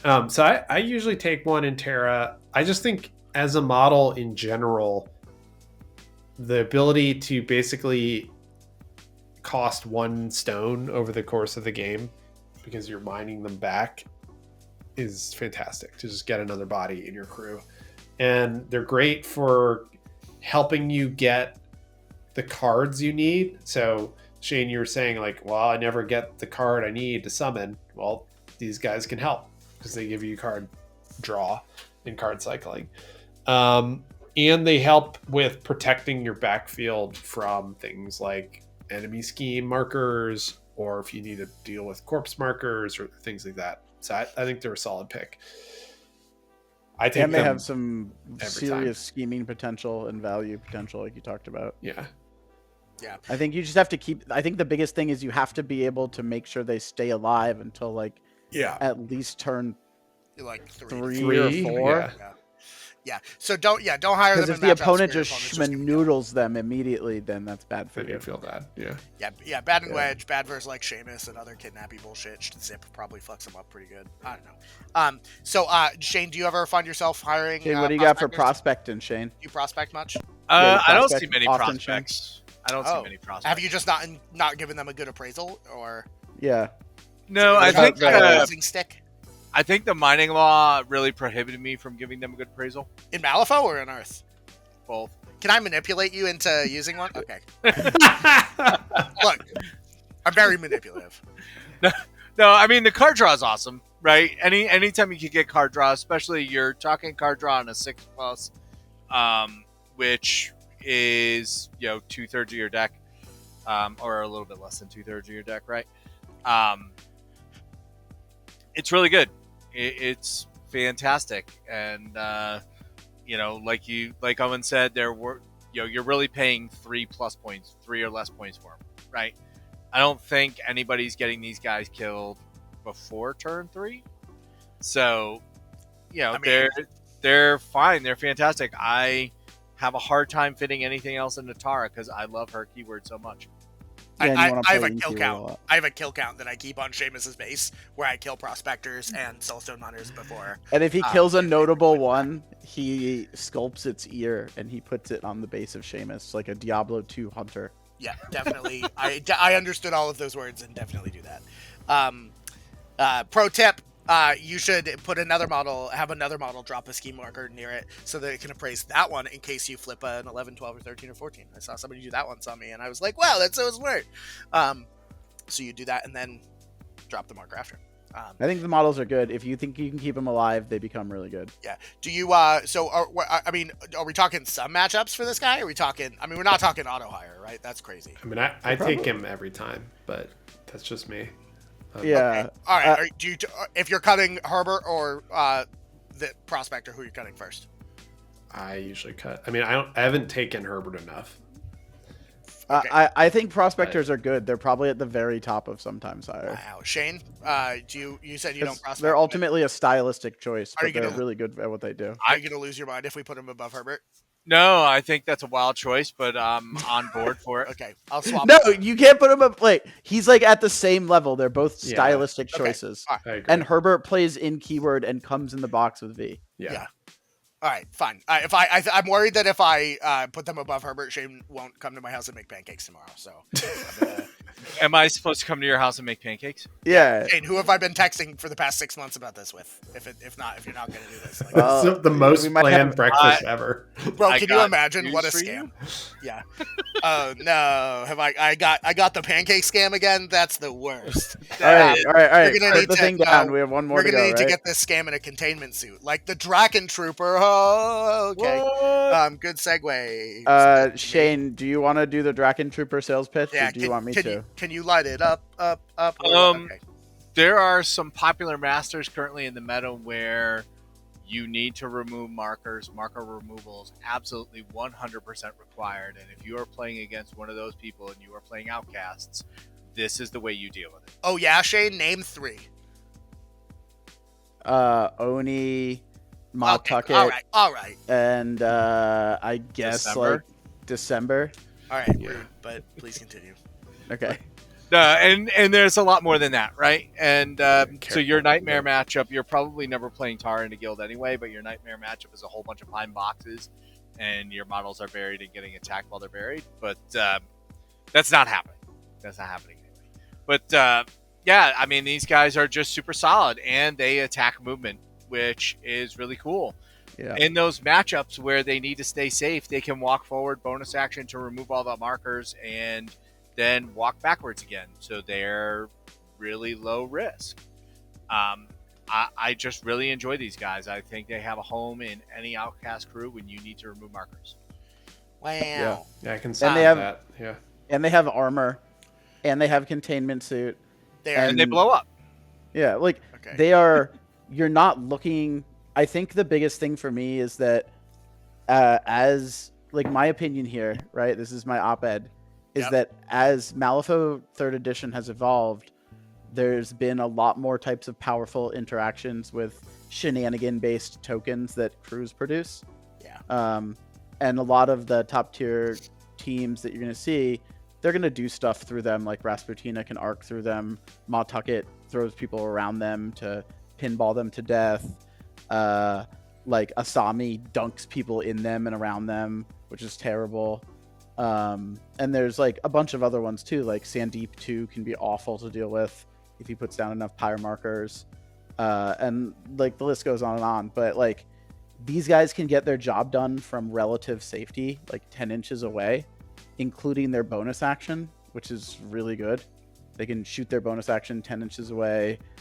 If they want to, they can like focus with an extra AP or whatever, or you can just like have them walk over and do the strat after they've done their job. But they can clear large amounts of areas of markers that would otherwise be like kind of uninteractable. And for me, that's worth 8 soulstones. Yeah, fair enough. And I think they're super techy. That's the pinnacle of tech bits, and that's how we roll. So I guess then, and Future Brandon cut this if this isn't where we go, but I'll make it all work.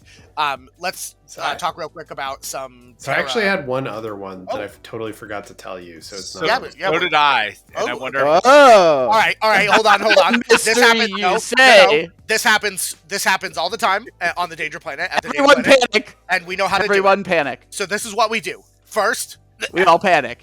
okay. Now that I vomited, Okay. well, I actually did. Did you retch? Did I you retched. void retch? I retched into the void. Okay. We're gonna have a good old fashioned draw off live on air, which Okay. is recorded and edited and then put up later, so not live in any way.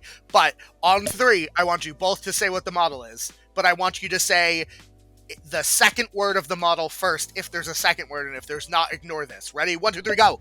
Child Malifaux. Chesterfield? Oh, May? okay. Well, all right. Well, wild. Oh, interesting. All right, Malifaux child. That's wild. Okay, Shane. Let's take a 30-second bit on Wild Child and Malifaux is something that you want to hire? I was hoping they were both Student of Conflicts. That's where I was going for. Oh, No. But okay. Malifaux Child, go. Shane, 30 seconds. people used to take Ionis for the ability to unbury models. And here we go. We have the Malifaux child who, for 3 points, can unbury models as long as V or Karina are around. Seems really good. Oh, because it has just like you. Yeah, so he copies just like you off of Karina. All right. I mean, it's also just a significant 3-cost model. And it happens to fit the plan that I normally run. But yeah, the Just Like You can print a lot of value, and there's a bunch of different things that you can steal in this crew. Yeah, I've had to play against it. It's annoying. That's interesting. Yeah, Malifaux Child was one of those models that was like a generic totem from like first or second ed, right? For Outcast. Yeah. I guess that's fair. I don't know if I like Malifaux Child. I've played against it before, and it's annoying. Right. It Yeah, produces a lot of value for him. Turn 1, you get the other gather intel, so now you can push 3 people forward. So now 33 Talos and Nothing Beast have all moved 6 inches. Yeah, and then he can just before they like start, do shit. 5 inches. He's like Won't it need model. like a 9 each time though? Or Gather 8? intel, I believe it needs a 7, right? Because it's normally a 5. Oh, is it normally a 5? I thought gather intel was Yeah. only a 6. It's not that bad. No, all right, fair enough. Owen, you have 30 seconds. Tell us about your I forget what it was. Yeah, so I've been on an LMA Chesterfield kick. That model's good. She's super sweet. She's a cool model, a cool sculpt, and I think Ride with me. Yeah, the things she brings to the table, Ride with Me can help accelerate Terra up the board early game, or move 33 up the board. And remember, the Ride with Me is 7 inch, like even more inches because of the size of her base, size of the base, and the 33 extra placement aura. Yeah. And so the main thing that this crew does not have any of, unless you brought the Drachen Trooper, is guns. So she gives you a little bit of a ranged threat going on, in addition to We have battle 33's tempo. gun. Oh, true. 33's Yeah. gun. We do have 33's gun, which can use her firing platform which is really to nice. shoot over stuff. I thought that's where you were going to go with Yeah. it. I thought that's really nice to do that, especially if you're using the firing platform, which gives you height, right? Yeah, plus On one the thing. size. Plus 1 size. Yeah, so you can see over body block stuff that 33 would normally not be able to shoot at. Yep. Hey, Karina's got a gun, guys. Oh, that's true. Karina does. I don't think I've ever shot that before. I Oh, don't think so. Maybe I've shot it like once. all right. Well, Karina's got a gun. Okay. All right. Interesting. I like Ella and Malifaux Child. Those are interesting wrecks. Yeah, those are both legitimate picks. Hear me out, though. Especially because of the synergy between 33 and LMA, I think is pretty sick, honestly. Let's talk lists real quick, and then we can do everyone's favorite part right at the end. But first lists. Okay. How do we? So Future Brandon cut this part as well, because this is what I was getting to a second ago. Do you Shane, you want to go first with a one list, and Owen, you want to come after? Yeah. List, Why don't you guys each just talk about a generic list you would take and why you take it, and what your game plan is when you take a list. Or do you think you both want to talk one? I mean, it'd be cool if we had both, but like, can you? I think they should each just talk. I think they should just each, if you want to take like 5 minutes and make a generic list and say like, listen, here's how I'm playing generally now. Here's a kind of a generic list I would take. Here's the goal of the list. Yeah. Right, and you each spend like 5 minutes talking about your list. I think that would be interesting. Yeah, I mean, I've got one already. Go for it. Okay, yeah, I figured. Yeah, Cool. Can you whip one? I've already got one. Yeah. Oh, great, rad. All right, cool. Shane, what's your? Let's talk Terra 1. What's your Terra 1 take? Why do you hire what you do? What's your list over there, Mr. Shane? So Terra 1, I'm generally taking Terra with Wanted Criminal. I love Wanted Criminal on Terra 1. You're getting double value out of it, right? Because she's got 2 activations, so you're getting 4 inches of free movement. It's allowing her to not get tied up in melee if she doesn't want to get tied up in melee. Sometimes, especially on her second activation, you don't have the cards for Time Slip in your hand in case it fails, or the Black Joker is coming up. So it's really important to get her out of melee in different ways. If she gets bogged down, it becomes awful. Also, when she's out scheming, stutter time does nothing for you. I do love stutter time to bury the nothing beast or to make my opponent scared, but free loot gives her another 3, 4, 5 inches of movement And it's with good. the place and everything else. It just becomes really good. I think Wanted Criminal is a good addition to her. I don't take it all the time, but I like it when I have the stones. You're a wanted criminal stan in general, to be honest, though. Yeah, fair. You're like a wanted criminal stan user, 100% Yeah. in the JoJo's Bizarre Adventure World universe. Wow. Yep. I love Yeah. my Ronins with Wanted Criminal. Yeah. So then Talos and Nothing Beast, 33, they are going right up in the center. They are going to bog down the enemy crew. They're going to protect the middle objectives. They are the beat face and make my opponent not want to live there. With V and the child right behind them, healing, gathering intel. Later in the game, usually like late turn 3, turn 4, V can break off and do her own thing, or bury herself and go back and start taking care of the power ritual tokens or whatever's in your deployment zone. And then I run Herbert. He'll usually be on one side, Tara's on the other side. And that's the list with 5 stones. Perfect. I have you at 8, but maybe I did something wrong. Did you not put in the child? Because there's child. Sorry. Yeah, and the I Malifaux was fiddling around with bullshit. Future Brandon, cut this. Rad. Cool. Don't cut it, future Brandon. Leave it in. No, I'm gonna cut it. You can't stop me. Talk to me. They're versatile. I didn't realize that. That's interesting. Yeah. Versatile boy. Versatile. Cool. Yep. Fair enough. All right. Now then, Owen, if you have a second, and you could talk us through what a Terra 3 list. What's a typical day at the Obliteration office look like for Uncle Owen over here? Well, Terra 2. Sorry, I said Terra 3. Terra 3, obviously not out yet, but yeah. Cut Does that. future Cut Brandon know Future things? Brandon, cut this. What's that? Have you been in the future? Yeah, I've glimpsed the void. He's glimpsed the void, everyone. He's lost to us. Terra 3. Sorry, sorry, I was lost in the moment. There's 3 of her on the base. That's not on me. Fair. There are. Tell me I'm not. Tell me I'm wrong.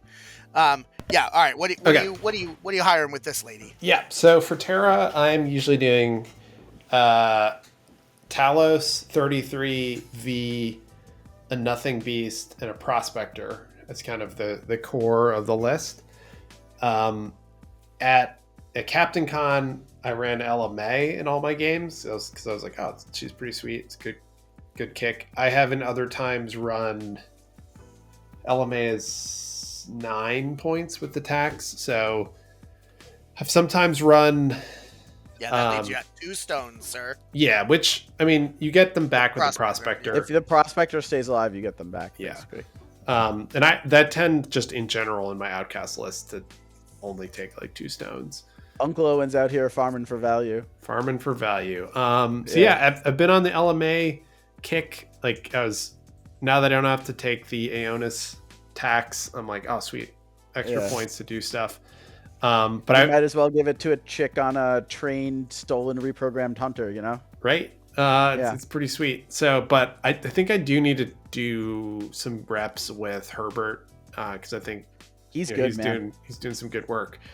I think it's all going to depend on the mission pool. But the one specific play loop that convinces me that Herbert is really good is that when you have the time and the wherewithal, you can unbury V next to Herbert and then push Herbert, and then you get like onward plus movement. It's like a crazy amount it's so much, yeah.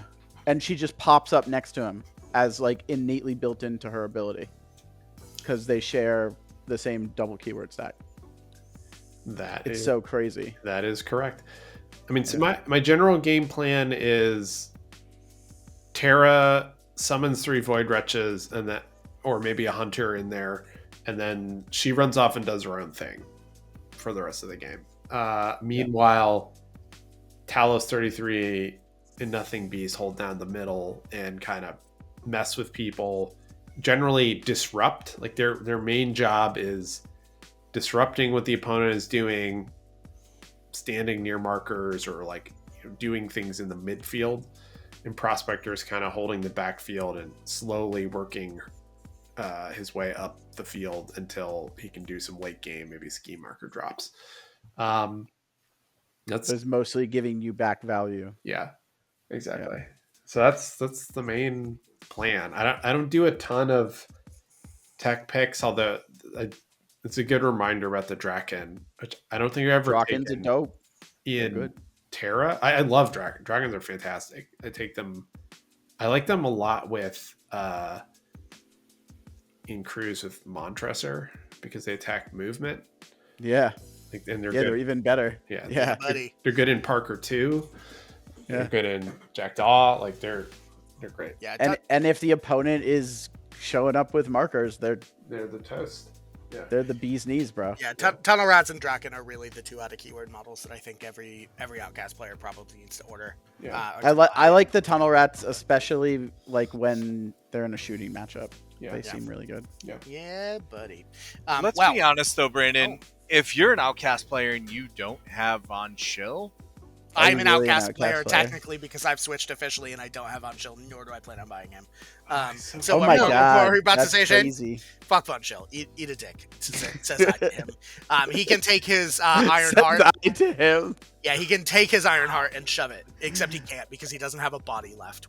Sorry, where? Okay. All right. Anyway, on that note, Owen, would you like to tell the internet what you've got going on currently? Oh, yeah. What do you got? You got anything coming up, let's say, around August 27th, 2025 through August 31st, 2025? Yeah. I do, but more important than that is I have something coming up in just 2.5 weeks. April 10th is the ticket sales go live for Nova Open. Okay, I will do my absolute windmill slam best to get this video out by then. It's definitely not going to be this week coming up because I have a video. We have videos for the next 2 weeks. Free to bring this, but I'll do my best to get it. I guess we could theoretically maybe slot this. You could put it up in like 2.5 weeks, probably. If we put this, yeah, it's either the 4th or the 11th. So maybe we put this in front of Rasputina, and I'll put Rasputina. Yeah, we just put it in front of Rasputina. It doesn't matter. All right, so yeah, hopefully it'll come out. Because Owen actually has shit he has to sell. So yeah. No, Haku's just like sleeping on waifu pillows in Japan. Owen's out here trying to sell tickets. I mean, you're not wrong. You think he's not? Come on. But yeah, we're tickets go on sale April 10th. Nova is at Labor Day weekend again in Washington D.C. This year we're gonna run some Double Rush as a side event because it's a wacky and cool format. That's what I always ask for when I do events, like we did at PAX Unplugged this year, and it was actually more well attended than the main event. I think wacky events are what you want to be at with like conventions, unless you're there to like be at a part of a tournament. Yeah. Double Rush is super cool though because it's not even just wacky. It's like actually just like a good fundamentally solid event. Yeah. Sure. Yep. So we're running that on the Friday, and then we have a 5-round tournament Saturday and Sunday for Malifaux, and then we have literally hundreds of other things happening. So many things. Amazing. If you're into painting, we have I think over 800 hours of classes that you can take from all sorts of awesome people. The painting element's really gotten pretty cool over the last couple of years. It's really gotten bigger and bigger. You can also come learn digital sculpting. We're doing a 2-day pre-convention seminar with Chimera Miniatures. So it's going to be super cool. But yeah, get your tickets April 10th, or if this is airing after April 10th, it's live now. Wow. It's live now. And I guess just as a final kicker for the kids, just for a final kicker for the kids in the back, is this venue at any sort of historical landmark or where anything cool has ever happened, particularly Reagan getting shot? It is the Washington Hilton. That's where Reagan got shot. That's the hotel where Reagan got shot. Okay. Look, we can't not do it, Owen. We're sorry. If you say, hey, did you hear that Reagan got shot at this hotel? People will ask for me by name. That's like a real thing. Dude, I heard Reagan got shot at that hotel. Love it. Jesse and I'll put this. I have the selfie. I'll put the selfie Jesse and I took in front of the plaque commemorating That's amazing. when Reagan got shot. Rad. Okay. Shane, do you have anything cool going on you want to plug, or anything you're going to that the locals can see at soon? Yeah. What's going on with you, Shane? No. Are you going to Adepticon next week? No. Oh, well, Owen is because he signed up for the tournament. I'll see him then. Hell yeah. Yeah, buddy. I get to be sad and home. I'm going on vacation in DC in April. There you go. Oh, That's that cool. Okay. Hey, have I got a local place you can visit? Recommendation. You can catch Shane at the Danger Planet. He is one of the mods. He takes care of MCP for us, along with one other fine gentleman. And he is also active in the Malifaux chat. So, Yeah, buddy. ba-boom. Come to Absolutely. Massachusetts, local tournaments. You might see Shane. He usually goes. Yeah. Okay. All right. Don't hang up, anybody. We have to let your information buffer No. on the Supermation Highway. Future Brandon, cut this. We have the most important part and the thing everybody's been waiting for, not just me Oh. talking about Reagan getting shot. The time warp again. The time warp Let's again. do the time warp again. No. No? It's saying goodbye to the internet. Shane, would Alright. you like to say goodbye to the internet? Goodbye, internet. Owen, Goodbye, internet. and Douglas. Till we meet again. All right. The Goodbye, the internet. Now you can do all that stuff. Hey, everyone. Thanks for stopping by the planet. You can check out the video description below for all of our important info and links. You can see a link to the Discord if you want to come be nerds on the internet with us. We have channels for like all the games that we're playing and all of our community members are excited about. You can also check out all of our affiliate links for like our Redbubble merch store, our Pro Acryl discount code because they make the best hobby supplies on our planet and yours. And of course, our weird affiliate link if you're buying Malifaux stuff straight from Jonathan Q. Weird himself. Most importantly, though, you can see a link to our Patreon where I post things from time to time, like behind-the-scenes cuts or early vids, and we even have a tier where I'll bake you cookies and send them to you in real life. Thanks a ton to our current patrons who cover the cost of all of our software to make these videos, and we couldn't do it without them. You can see their names appearing now across the screen. And until next time, goodbye, the internet. We did it!